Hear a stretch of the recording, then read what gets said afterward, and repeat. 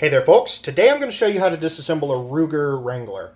Now the Ruger Wrangler is essentially Ruger's answer to Heritage and their Rough Rider series, taking the entire single six market below $300. This Heritage Rough Rider here is, I believe they go for around $175. I actually got this one for $50 because it was broken and I fixed it. But the problem with Heritage Rough Riders is they feel terrible. I'll be honest with you. This is one of my least favorite guns I've ever owned. You can see the trigger bouncing as you cock it like that. The trigger is kind of heavy, not very clean. The sights are way the hell off. Like, this thing shoots about 12 inches high at 15 yards. These grips have just fallen apart since I got it. So what Ruger basically said was, if they're going to take our market below $300, why don't we just make a gun out of the single six, but make it cheaper?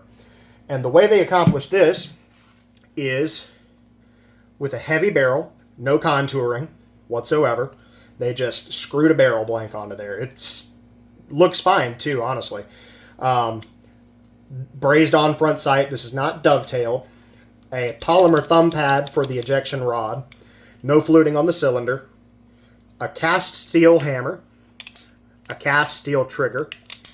They didn't even bother whatsoever on any sort of finish or any sort of finish machining. It's just dropped in there. Very functional. The lower, I believe they're called trigger housings or trigger frame, is made out of cast Zamac, I think. Either Zamac or zinc, which, honestly, all of this makes perfect sense for a 22. We're not talking about 357 or 38 Special where these could be problems. This gun is going to last for forever, even with little cast bits here and there. And the benefit of those parts is this gun comes in at about $30 to $40 more than this pistol. I believe when I got this in 2021, this is my dad's pistol, by the way. I got it for him as a Christmas gift in 2021. But I believe I paid around $230. So not a bad deal, especially because this gun feels much higher quality than the Heritage Rough Rider. You'll know what I mean if you've got both. But he got this for Christmas, and the reason mine is green, they come in Cerakoting, once again to save a little bit of cost, not doing bluing or phosphating. The reason why this is green, though, is when they came out, I asked my dad if he could choose a color, if he got one of these, which color would he prefer? And he said, anything but green. And because I'm an asshole, I went ahead and got him the green one. But anyway, let's go ahead and get started. On older single sixes, you had to half-cock the hammer in order to get the cylinder to rotate and the gate to open.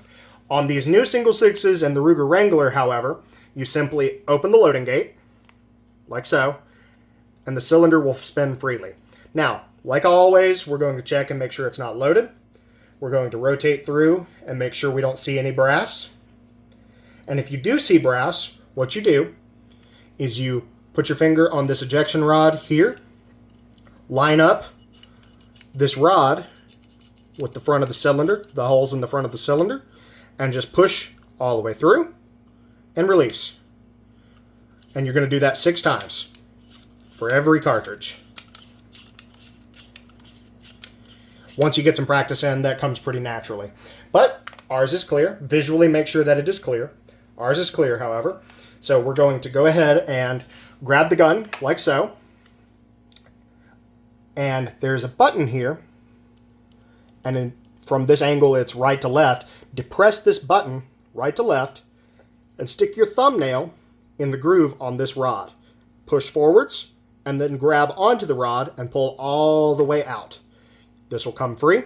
This is your axle rod. This is the rod which the cylinder rotates around. So don't lose that. Try not to bend it, because Ruger will have to send you a new one, and I'll make fun of you on the internet. Next, the reason we're holding the gun like this is you're going to just rotate the gun, and the cylinder just falls right out. You can then take a toothbrush to the back and the face, run a bore snake, run a bore brush, whatever you got. Get that clean. Go ahead and clean the face of the frame here and the forcing cone area. And that is pretty much your field strip for a Ruger single six or Ruger Wrangler. Now, being as this is a $230 pistol, and being as I grew up in the South, I know exactly what's going to happen. Shout out to my homies from the South. I know for a fact that you motherfuckers are going to buy this for $230, load it with 2 rat shot and 2 hollow points, stick it in a Uncle Mike's nylon holster, and immediately go fall into the river off of your boat. So, knowing this, I'm going to show you how to disassemble the grips, just in case you get water, mud, sand, whatever in here. And it really is easy. There is a single flathead screw here. Now this one is not tight because I'm staging this for the video, so I'm just going to use whatever I have on hand. But you should find a properly fitting flathead. Unscrew this grip, screw, lefty-loosey, and once it is unscrewed, the back grip will simply fall off. Set that aside, don't drop it. Reach in here like so, and press the other side of the grips out. And I like to remove this grip screw for later. Now, that is as disassembled as you need to go. You can go further. Ruger has it in their manuals. You disassemble by taking out these 3 screws and these pins here, and it all kind of comes apart. But you don't need to do that generally. From here, you can just go ahead and spray some brake clean or something out and just add a little lubricant. From here, though, I'm going to show you a couple of things you need to pay attention to. On the left-hand side grip, there's this little ferrule. That is threaded for this end of the screw.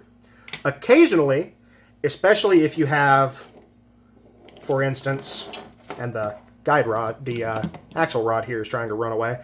If you have this installed like so, and something smacks this, it will push this little ferrule out the left side of the grip. So you're going to want to pay attention, make sure that that is still in there when you're done. Another thing you need to pay attention to while disassembling and reassembling is these 2 little spring legs here, right here, and here. These are both the same spring. That's your trigger return spring. That is the spring that is in charge of pushing this trigger back forward when you release. Without this, the gun doesn't work properly. So make sure that these spring legs are intact and make sure that they are sitting over this silver axle pin here on both sides.